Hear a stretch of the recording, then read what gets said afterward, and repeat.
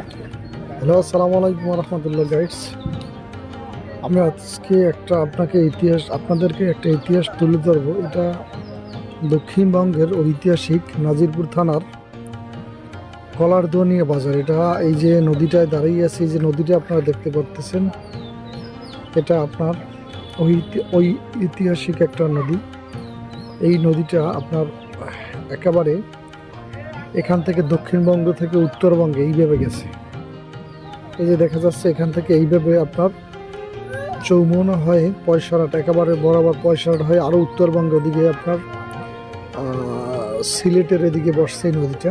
যা এখান থেকে এই নদীটা হচ্ছে আপনার, অর্থাৎ এখানের থেকে বেহুলা নদী, যেটাকে বলা হয় বেহুলা বলি আমরা বরিশালের ভাষায়, এটা হয়েছে আপনার বেহুলা নদী। এই কলারদুয়ানিয়া একটা ঐতিহাসিক বাজার। এই বাজারের পাশ থেকে আমি আপনাদেরকে ভিডিওটা দেখাচ্ছি এবং দেখেন বাজারের দিন মানুষজন তারা, অর্থাৎ এই যে আপনার আজকে বাজারের দিন, আজকে দেখেন আপনার নৌকা, আগে নৌকায় আসতো মানুষ, এখন ট্রলারে, বেশিরভাগ ট্রলারে তারা বাজার, যারা বিক্রেতারা তারা ট্রলারে আসছে, যারা বিক্রেতারা তারা বিভিন্ন কাঁচামালের বাজার। এখানে এই যে দেখছেন বাজারের উপর একটা অংশ যেটা দেখা যাচ্ছে, অর্থাৎ বাজার সবজি, তারপর ফুলকপি, টমেটো, বিটকপি, পেঁয়াজ, রসুন, অর্থাৎ ইত্যাদি নিয়ে উপরে বসছে তারা নিয়ে আসছে, অর্থাৎ এই ট্রলারে নিয়ে আসছে তারা।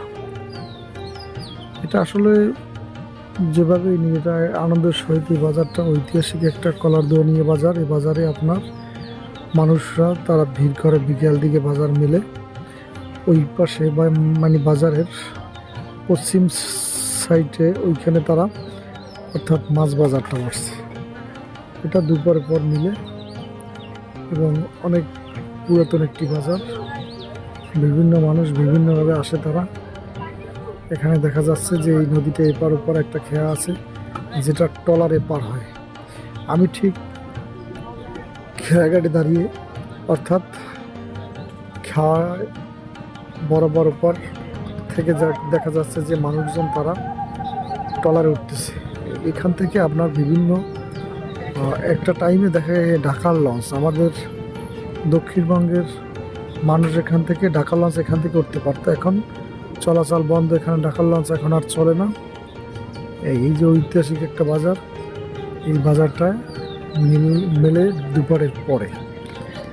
যাই হোক গাইডস, আপনাদেরকে আনন্দ দেওয়ার জন্য চেষ্টা করি, দোয়া করবেন আপনাদেরকে নতুন নতুন একটা ইতিহাস আমি যেন দিতে পারি আমার জন্য, সেই দোয়া করবেন। আমাকে জন্য আল্লাহ তাআলা সুস্থ রাখে, ভালো রাখে।